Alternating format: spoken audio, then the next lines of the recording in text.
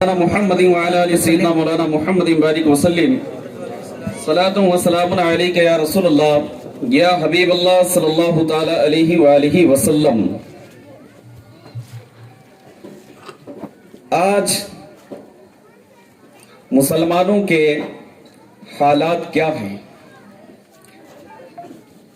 میں نے قرآن مجید فرقان حمید کہ پارہ نمبر 15 سورہ بنی اسرائیل آیت نمبر 70 پر ایک تلاوت کرنے کا شرف حاصل کیا۔ اللہ تبارک و تعالیٰ نے قرآن مجید فرقان حمید میں یوں ارشاد فرمایا، یوم ندعو کل اناس بامامہم، کہ جس دن ہم ہر جماعت کو بلائیں گے اس کے امام کے ساتھ۔ بس اتنا ہلکے سنیں گے تو میں بھی اور ہلکا بولوں گا۔ میں نے اس آیت کو کیوں پڑھا، کیا مقصد تھا پڑھنے کا؟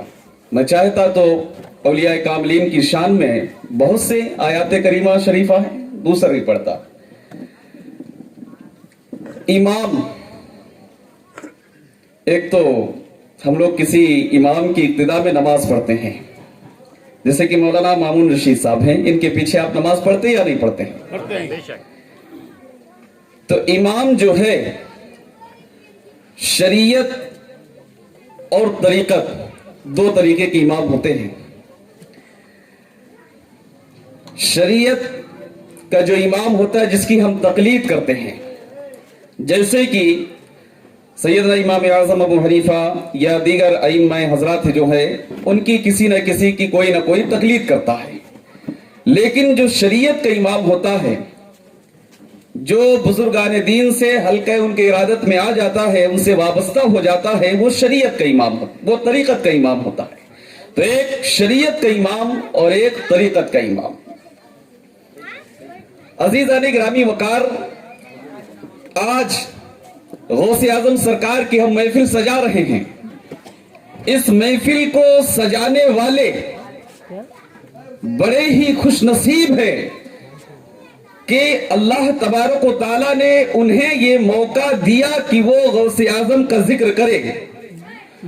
اور یہ بولا بھی جاتا ہے، کہا بھی جاتا ہے، بتایا بھی جاتا ہے کہ جہاں نیک بندوں کا ذکر ہوتا ہے وہاں اللہ کی رحمت کا نزول ہوتا ہے، ظاہر سی بات ہے۔ تو عزیزوں، آج جب لوگ مزارات پہ حاضری کے لیے جاتے ہیں،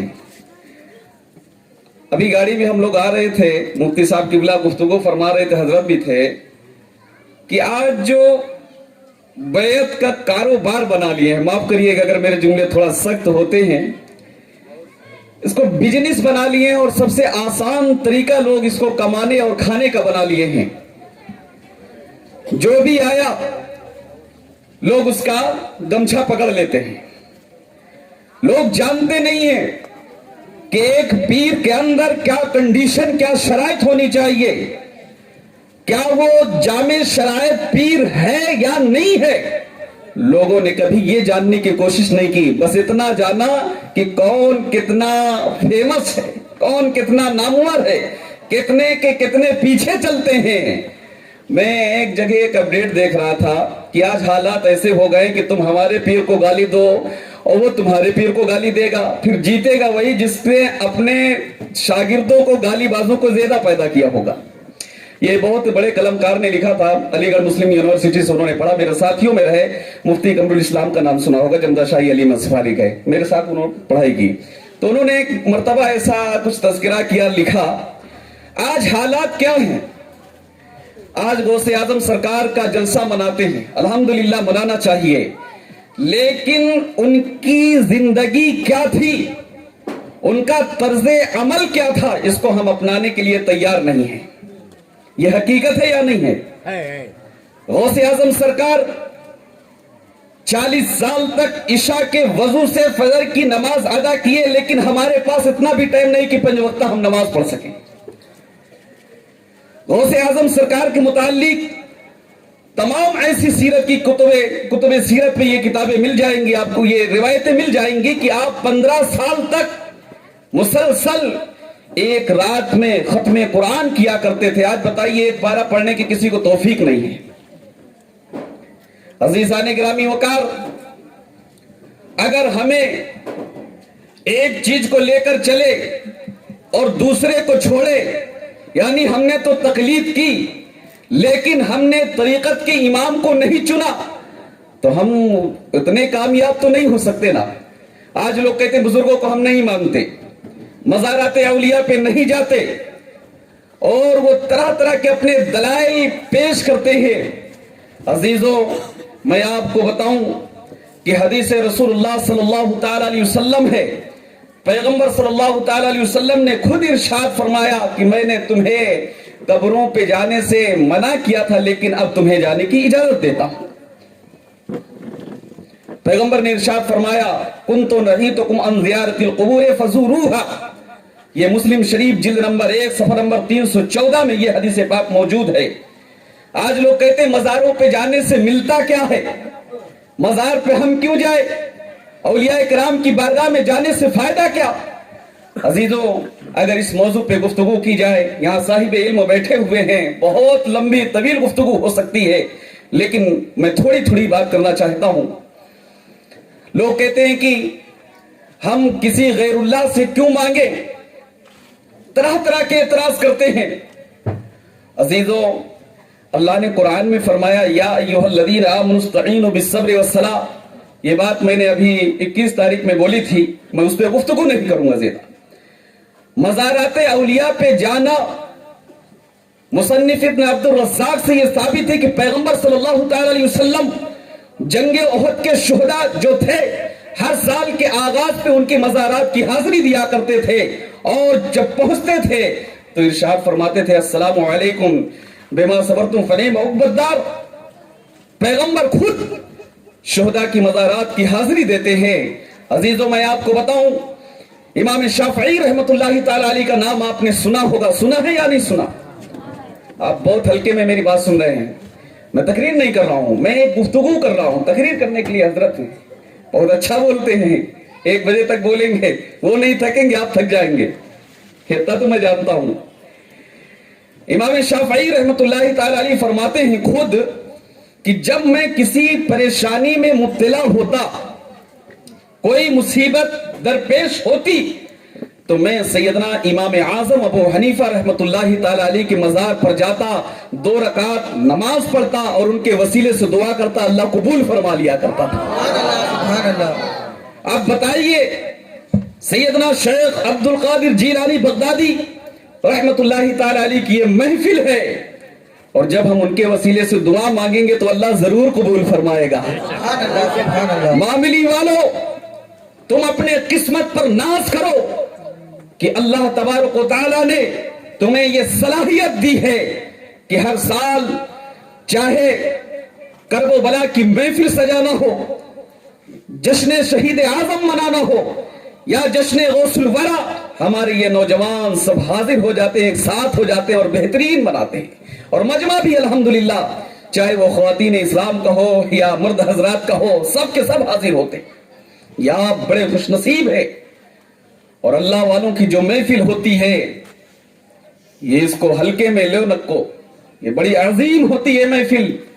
عزیزوں، میں آپ کو بتاؤں، اسی طریقے سے ایک بزرگ ہے حضرت یحییٰ بن سلیمان رحمت اللہ تعالی علیہ، آپ فرماتے ہیں کہ جب ایک مقام ایسا بھی آیا میری زندگی میں کہ میں بہت پریشان ہو گیا، بہت تنگ دست تھا، میرے پاس کوئی چارہ کار نہیں تھا، میں حضرت سیدنا معروف کرخی رحمت اللہ تعالی علیہ کے مزار پر حاضر دی اور 3 مرتبہ سورہ اخلاص کی تلاوت کی، ان کے وسیلے سے میں نے دعا کی، اور اس دعا کا اثر یہ تھا کہ گھر میں بعد میں پہنچا، حاجت میری پہلے پوری ہو گئی۔ سبحان اللہ۔ آج لوگ اعتراض کرتے ہیں بزرگوں کے وسیلے سے کائے کو دعا کرنا، کیا ملتا ہے، یہ وہ فلاں ڈھکا، تمام طرح کی باتیں کرتے ہیں۔ ارے وہ تمہارا عقیدت تمہیں سلامت ہو، ہم تو بزرگوں کو ماننے والے ہیں۔ اللہ نے ہمیں ان بزرگوں کے صدقہ عطا کیا ہے، آج جو ہمیں رزق بھی ملتا ہے بزرگوں کے صدقے میں ملتا ہے، نبی کے صدقے میں ملتا ہے، اولیاء کاملین کے صدقے میں ملتا ہے، سیدنا غوث اعظم کے صدقے میں ملتا ہے، عطا رسول کے صدقے میں ملتا ہے۔ یہی ہمارا عقیدہ ہے یا نہیں ہے نا؟ हाँ, तो कोई भी आपको कितना भड़काए, कितना खिलाफ बहकाए, लेकिन आपको बहकना नहीं है। अजीजाने ग्रामी वकार, आज हम महफिल तो करते हैं, लेकिन महफिल के सुनने के बाद सीधा घर में जाकर सो जाते हैं, फजर की नमाज भी नहीं पढ़ते हैं। क्या गौसे आजम सरकार ने कभी नमाज कज़ा की? गौसे आजम सरकार के मुतालिक तो आया है कि आप हजारों हजार नवाफिल भी अदा किया करते थे। अब हम उनके चाहने वाले 5 वक्ता नमाज पढ़ेंगे या नहीं पढ़ेंगे? वादा करिए, पढ़ेंगे इंशाअल्लाह। आज शादी ब्याह के नाम पर लोगों को लूटा जा रहा है। जब एक गरीब की बेटी जवानी की तरफ बढ़ती है तो बाप के सर के बाल उड़ जाते हैं, परेशान रहता है, शबो रोज यही सोचता रहता है, ऐ मौला असबाब पैदा फरमा, बेटी जवान हो गई है। और फिर जो रस्म रिवाज है, चाहे वो निस्बत के नाम पे हो, 50 लोग नहीं, 100 लोग नहीं, 200 लोग मंगनी के नाम पे, शुक्राने के नाम पे।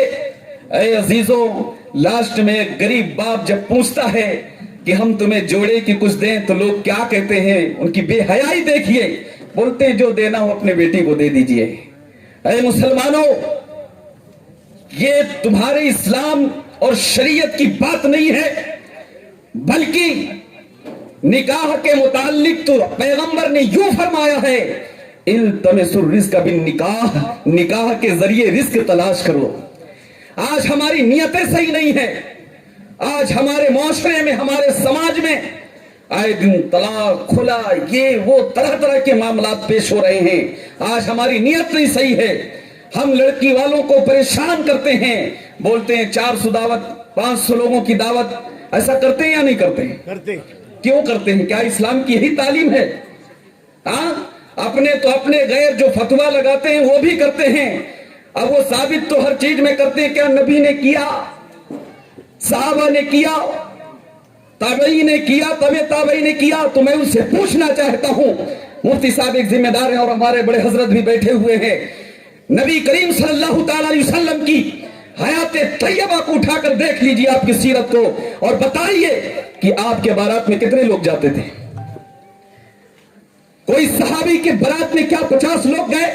कोई साबित नहीं कर सकता है। पसीने छूट जाएंगे लेकिन साबित नहीं कर पाएंगे। आज फिर 500, 250, 300 लोग क्यों जाते हैं? लड़की वालों पे बोझ डालते हैं या नहीं डालते हैं? बोलो भाई। अब अहद करिए गौसे आजम के नाम से कि हम निकाह को आसान बनाएंगे, बनाएंगे या नहीं? बेशक इंशाअल्लाह। 1000, 2000, 10,000 का रुक्का छपाने की क्या जरूरत है? आज वो चीज व्हाट्सएप के जरिए और दीगर जो असबाब हैं, जराए हैं, उनके जरिए भी दावत पहुंचाई जा सकती है।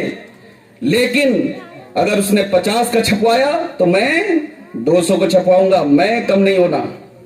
है या नहीं है? क्या यही इस्लाम है? क्या यही गौसे आजम की मोहब्बत है?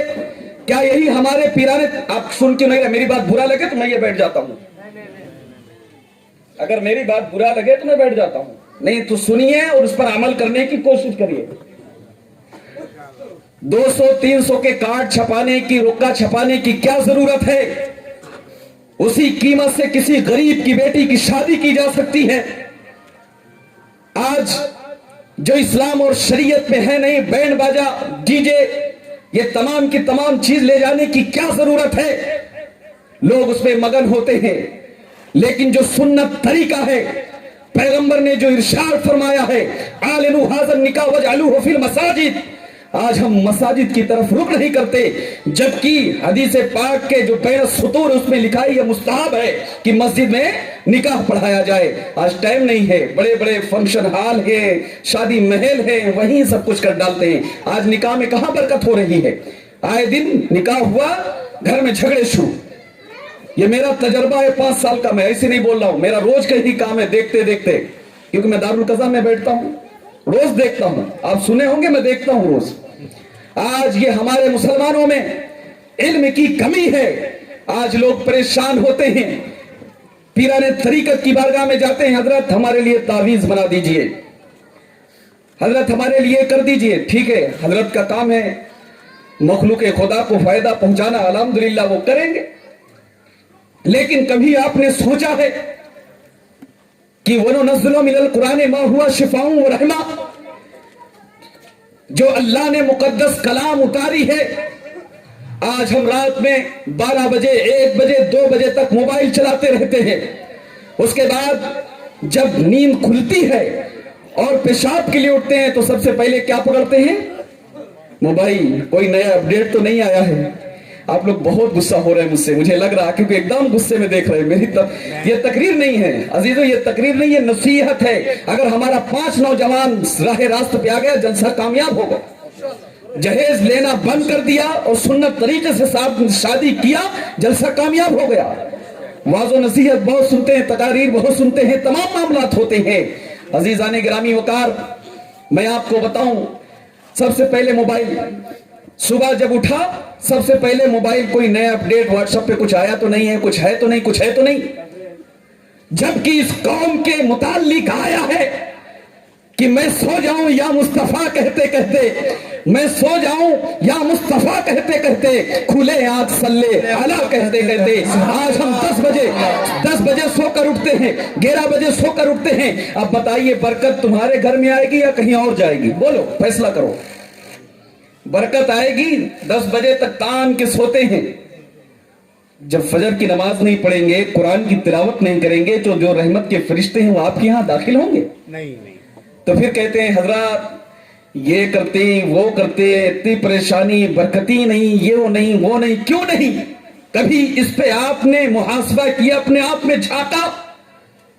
کیا اس پہ آپ نے سوچا کہ آج ہمارے گھروں سے اتنی بے برکتی کیوں ہے؟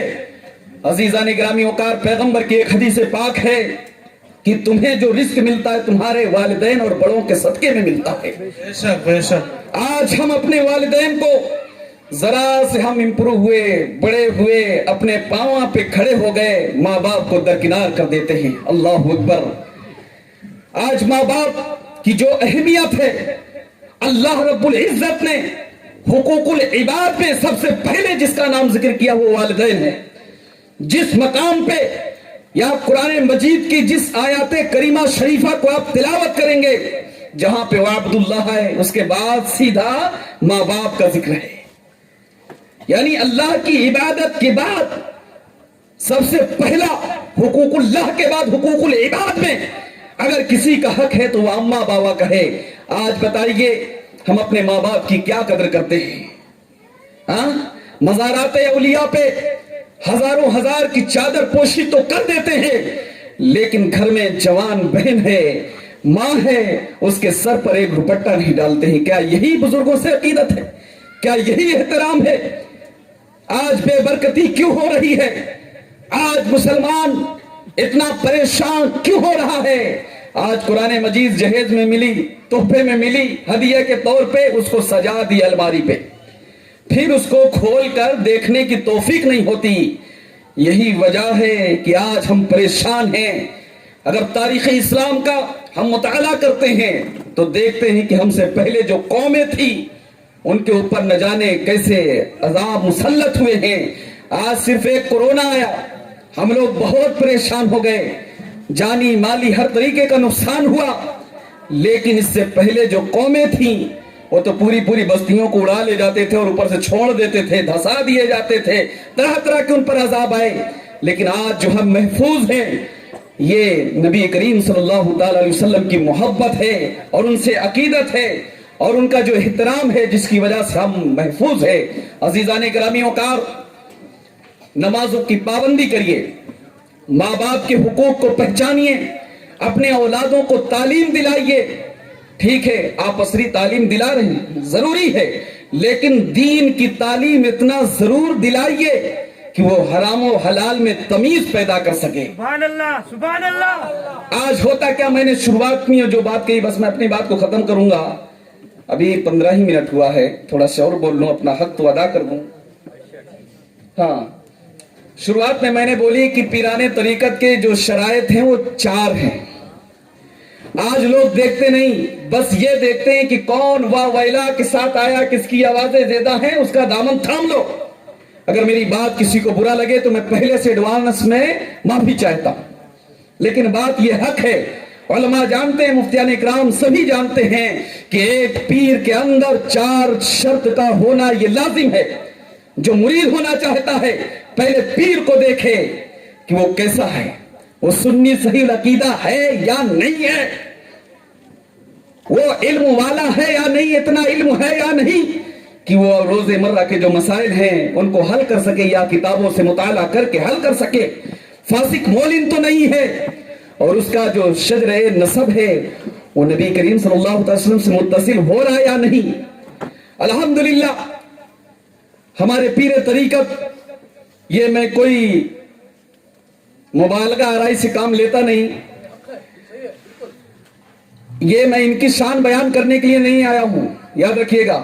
اللہ نے ان کو اتنی عظمت دی ہے کہ شان کسی کے بیان کرنے کی مجھے ضرورت نہیں ہے۔ اللہ نے انہیں وہ صلاحیت دی ہے کہ آپ بہترین عالم دین بھی ہے، کیونکہ میں نے 5 سال ان کے ساتھ گفتگو کی، علمی گفتگو، اور مجھے احساس ہوا کہ ان کا پرانا پڑھا ہوا اتنا تازہ جو ابھی ہمارا نیا بھی نہیں ہے۔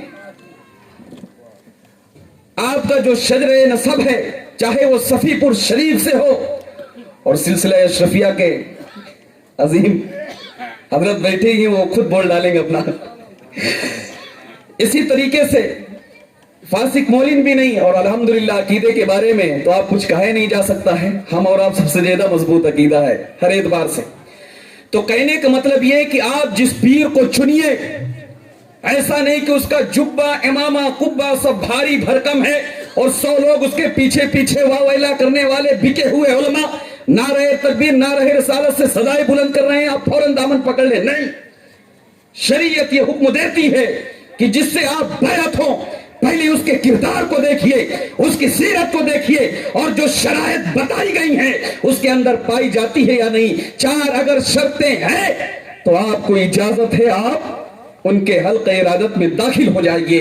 اچھا، ایک نیا اور پریبھاشا میں نے دیکھا میسور میں، اور بالخصوص میلاد باغ میں ربیع الاول شریف کا جلسہ ہوتا ہے، علماء آتے ہیں، اس کے علاوہ بھی اور کئی مقامات پر میں نے دیکھا، خود مسجد اعظم میں دیکھا کہ ایک جگہ سے لوگ مرید ہوتے ہیں، اب جب کوئی پیر آتا ہے تو جب فوراً بڑھتے ہیں تو اس سے بھی مرید ہو جاتے ہیں۔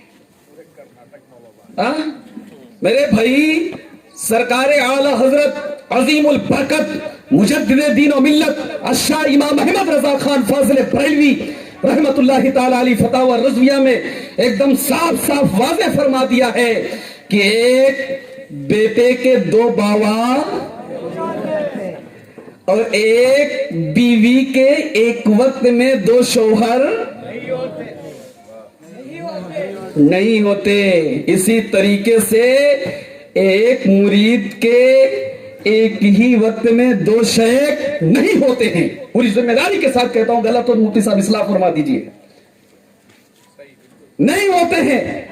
لیکن ہمارے علم کی کمی ہے کہ ہم نے دیکھا کوئی اس بڑی خانقاہ سے روابط ہیں اس کے، کوئی دوسری خانقاہ سے بھاگتے چلے گئے۔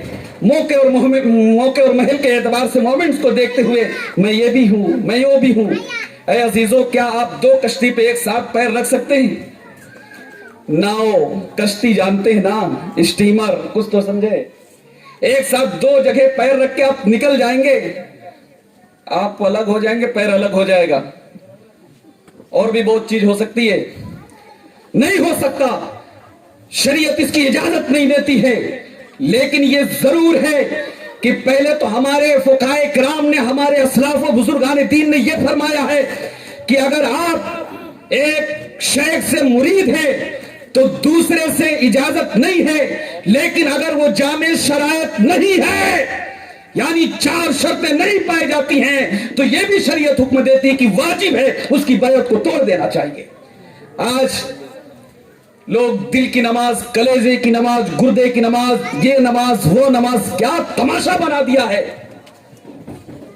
لگ رہا ہے ان کے باوا کی جاگیر ہے شریعت، اپنے گھر کی، اپنے ابا کی جاگیر سمجھ رکھے ہیں۔ عزیزان گرامی وقار، اگر دل کی نماز ہوتی تو پیغمبر صلی اللہ تعالی علیہ وسلم शब बेदारी नहीं करते, रात रात भर इबादत नहीं करते। पाँव में माँ आयशा फरमाती कि वरम आ जाता था, सेलिंग आ जाती थी। अगर दिल गुर्दे की नमाज होती तो गौसे आजम को रात रात भर नवाफिल नमाज पढ़ने के लिए नहीं आराम करते वो भी। आज ऐसा क्यों है? मैंने शरीयत और तरीकत से अपने मौजू को उठाया या नहीं है इसे? आप तरीकत की वो रात देख ही नहीं सकते जब तक कि आप शरीयत के पाबंद नहीं हैं। बुजुर्गान दीन ने यह भी फरमाया, कोई हवा में उड़ता हो, अभी हजरत ने गाड़ी पे भी ये बात कही, कोई हवा में उड़ता हो या पानी के ऊपर ऐसे खड़े खड़े निकल जाता हो, अगर वो शरीयत का पाबंद नहीं है तो वो अल्लाह का मुकर्रब बंदा नहीं है। आज लोग खुद भी नमाज नहीं पढ़ते और मुरीदों को भी कहते हैं, काबा मुझे देख लिया, हो गई ना तेरी नमाज। तवाफ कराते हैं। आला हजरत अजीमुल बरकत मुजद्दिद दीन व मिल्लत अशा इमाम अहमद रजा खान फाजले बरेलवी रहमतुल्लाहि ताला अलैह फतावा रज़विया जिल्द नंबर 9 सफा नंबर 523 में इरशाद फरमाते हैं कि इस बात पर इत्तिफाक है कि तवाफ करना ये नाजायज है। तवाफे मजार हो या किसी और का तवाफ, हाँ एक ही तवाफ है, वो तवाफे तो अब जो लोग ये करते रहे हो एकदम से क्लोज कर डालो उसको, ओके, खत्म कर डालो। शरीयत में जायज नहीं है, हमारे असलाफ ने उसको नाजायज लिखा है। इसी तरीके से मज़ारात का सजदे के मुतालिक वो भी हराम फरमाया है, लेकिन उसमें बहुत बड़ी गुफ्तगू की गई है, बहस भी की गई है, यहाँ तक मना किया गया, छूने के लिए भी मना किया गया है, चूमने के लिए। वो हालात के हिसाब से मैं उस पर नहीं जाना चाहता, लेकिन तवाफ वगैरह अगर करते हो या आपके पीराने तरीका जो इलाकाई हैं वो कराते हो तो उस पर एकदम से पाबंदी लगा दीजिए। ये शरीयत में जायज नहीं है, शरीयत की पाबंदी करिए।